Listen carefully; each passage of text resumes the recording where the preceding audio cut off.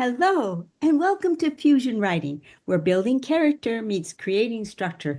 This is our Tuesday map day of our Zettelkasten week, and this is where we get down to business to give you some concrete ideas of how you can use your Zettelkasten for building character and creating structure.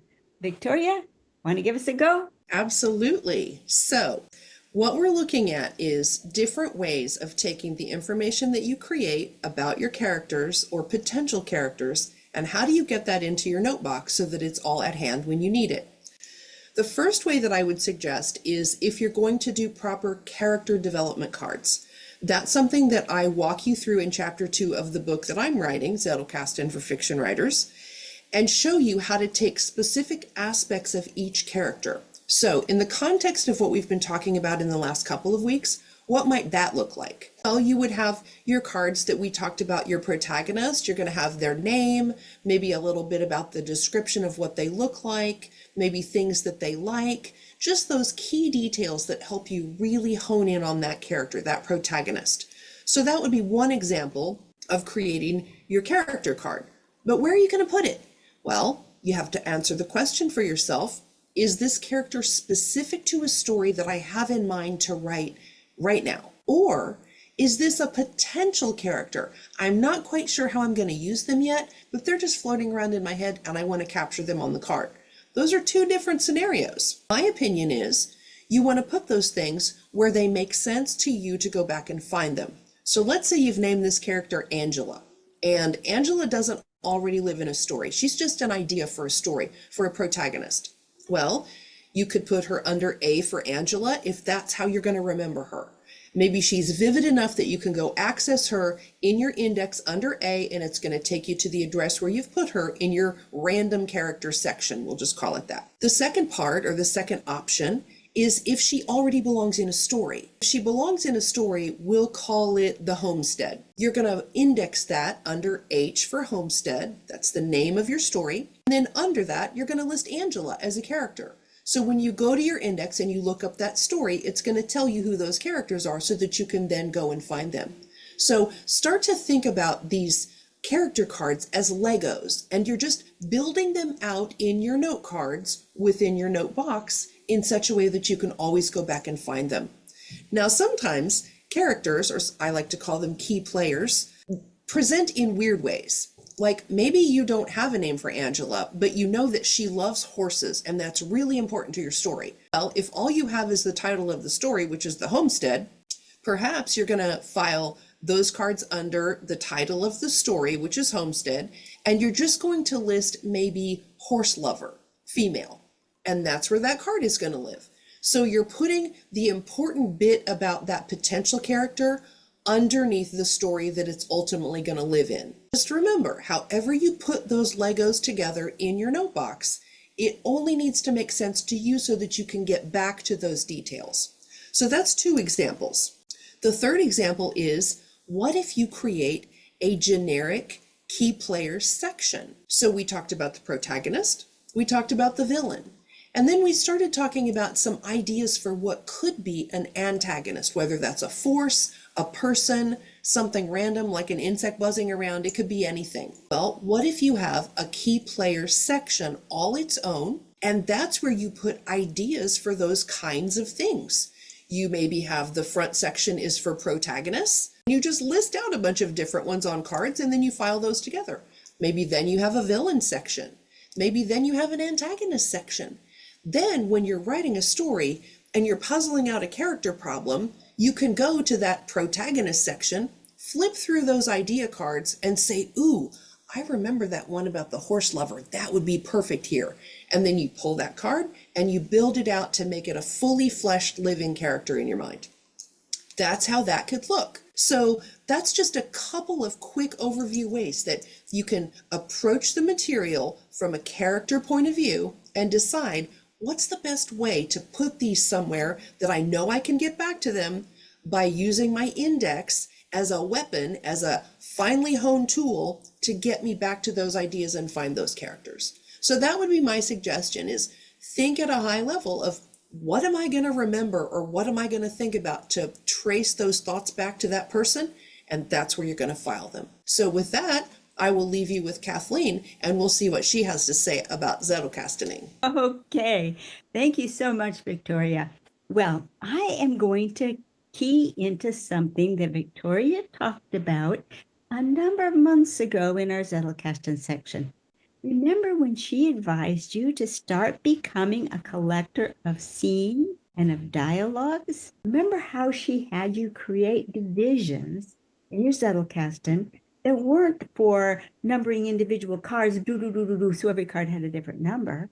They were just block areas where you could drop things in. Maybe you were out to lunch, the cafe was very unusual and left you with wonderful feelings, and you draw everything you could think about that scene.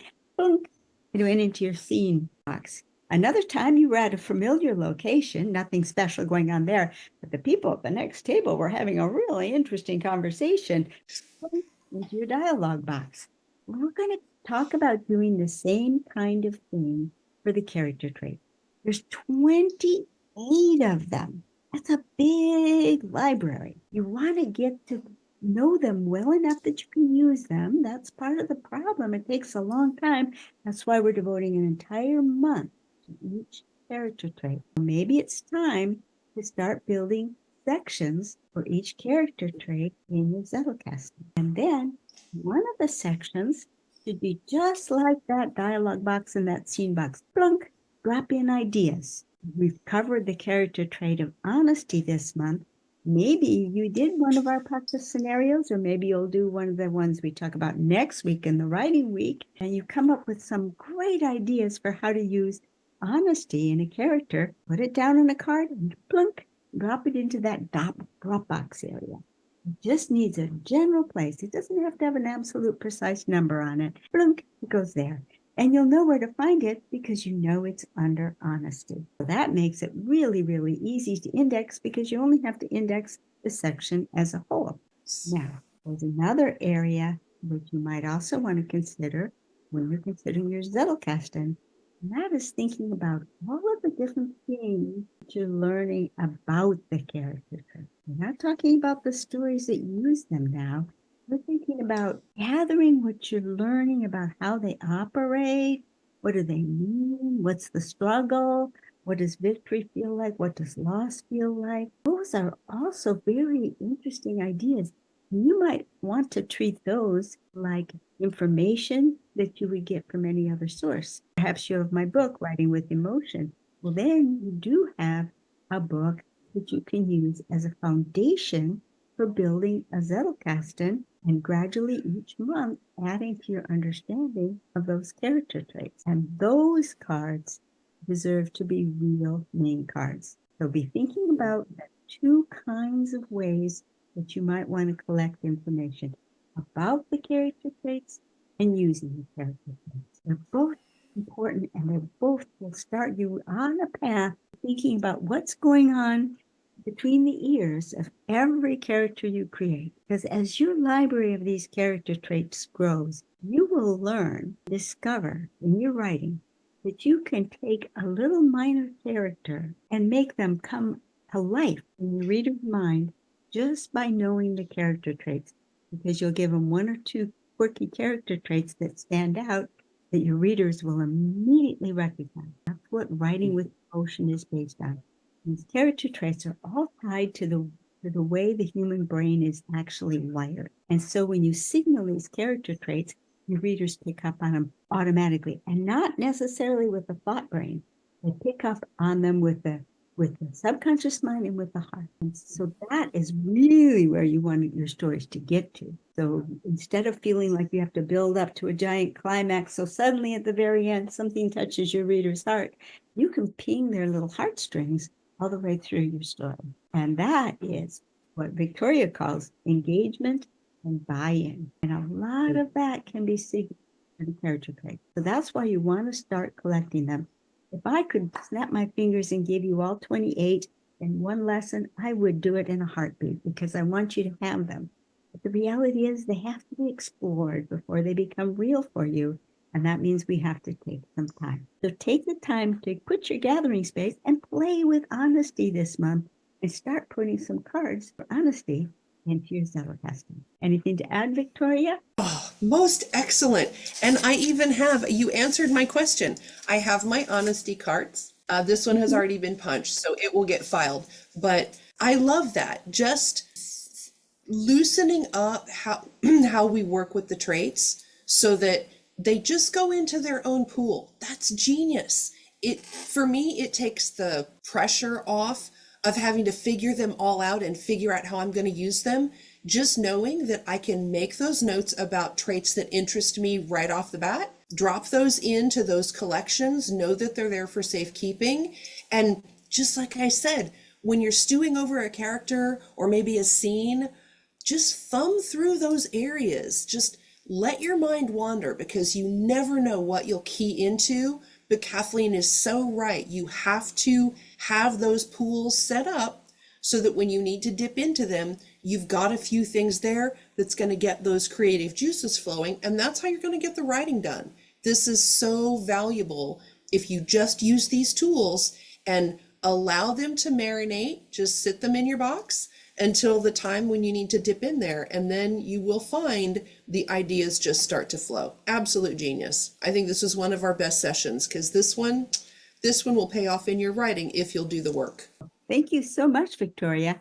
And speaking of payoffs, we have something special that goes on in LiLLiPub between these sessions of the compass and the map. If you come over to lillipub.org, you'll find that we carry on this discussion over there. You can drop a question in Fusion Writing. We have a whole group for Fusion Writing. We have a group for the Zettelkasten, for just about how to place your cards and what to do with your Zettelkasten.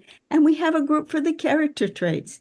So you have 3 choices, not to mention readers, writers, authors groups, an amazing community of very, very friendly people that you will find most welcoming and most informative. So come on over to lillipub.org. See you there and see you next week. Bye-bye.